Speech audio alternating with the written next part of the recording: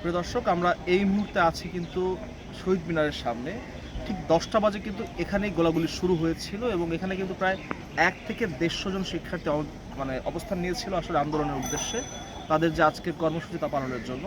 ঠিক সে সময় কিন্তু পূর্ব ঘোষণা অনুযায়ী কিন্তু পুলিশ বলেছিল আগে থেকেই যে আজকে জড়ো হওয়া যাবে না কোথাও, সেজন্য কিন্তু তারা ছত্রভঙ্গ করে দেয় এবং এ সময় কিন্তু প্রচণ্ড গোলাগুলির আওয়াজ শুনতে পাই আমরা। এবং ঠিক এখানেই কিন্তু গোলাগুলি হয়েছিল এবং তার কিছুক্ষণ পরে কিন্তু তাদেরকে ছত্রভঙ্গ করে দেওয়া হয়। এবং দেখতে পাচ্ছেন এই মুহূর্তে কিন্তু আমার পেছনে শুধুই আইন শৃঙ্খলা বাহিনীর অবস্থান, কোনো শিক্ষার্থী কিন্তু এখানে এখন নেই। এবং এখানে কিন্তু যারা এসেছিলেন তারা বেশিরভাগই শিক্ষার্থী বলে জানিয়েছেন প্রত্যক্ষদর্শীরা।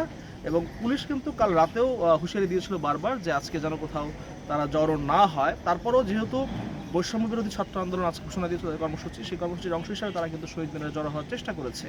আমরা এখনও বিচ্ছিন্নভাবে খবর পাচ্ছি যে বিভিন্ন অংশ থেকে কিন্তু শিক্ষার্থীরা এখানে আসার চেষ্টা করছেন। তবে আমরা যতটুকু দেখেছি যে বিশ্ববিদ্যালয়ের প্রায় প্রতিটি গেটে এবং প্রতিটি অংশে কিন্তু পুলিশের কড়া প্রহরা এবং এই আসার পথগুলোতেও কিন্তু পুলিশের অবস্থান রয়েছে, যার জন্য কিন্তু এখন পর্যন্ত ঢাকা বিশ্ববিদ্যালয়ের কোনো অংশেই আমরা শিক্ষার্থীদেরকে জড়ো হতে দেখিনি। যেটা ঘটেছিল সেটা সকাল 10টায় ঘটেছিল এবং তাদেরকে ছত্রভঙ্গ করে দেওয়া হয়। এর বাইরে কিন্তু তেমন কোনো বিশৃঙ্খলা বা কোথাও জড়ো হওয়া বা আন্দোলনকারীদের কোনো অবস্থান আমরা এখন পর্যন্ত দেখিনি। তো শহীদ মিনার থেকে এই ছিল আমার কাছে সর্বশেষ তথ্য।